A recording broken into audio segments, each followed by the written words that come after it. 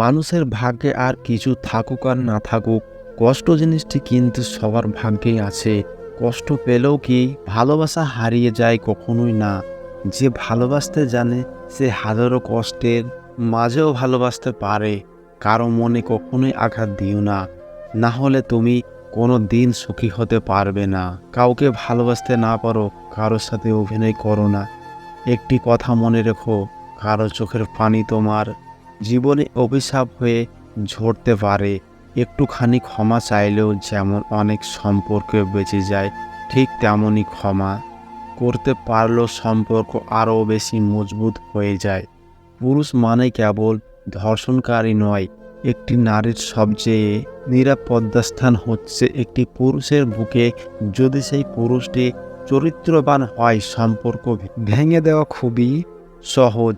কিন্তু হাজারো অবহেলার পরেও দিনের শেষ তুমি কি এখনও আমার উপর রেগে আছো? এটি বলে খোঁজ নেওয়ার নামই হয়তো ভালোবাসার সম্পর্ক।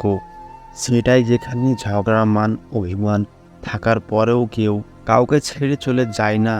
জীবনটি খুবই কষ্টের, কিন্তু কাউকে বোঝানো যায় না। মনটি খুবই অসহায়, কিন্তু কাউকে দেখানো যায় না। কারো কষ্ট কেউ বোঝে না। আপনার কষ্টগুলো শুধু আপনার কাছেই কষ্ট। মনে হবে আর বাকি সবার কাছে গল্প। মনে হবে প্রেম একটি সুখ পাখি, তাকে পুষতে হয় বুকের খাঁচায়। সেই প্রেম কিছু মানুষকে হাসায়, আবার কিছু মানুষকে কাঁদায়। ভালোবাসা কখনো কখনো পর হয়ে যায়, সেই সবাইকে বুঝিয়ে দেই। সবাই সবসময় কাছের মানুষ হয় না।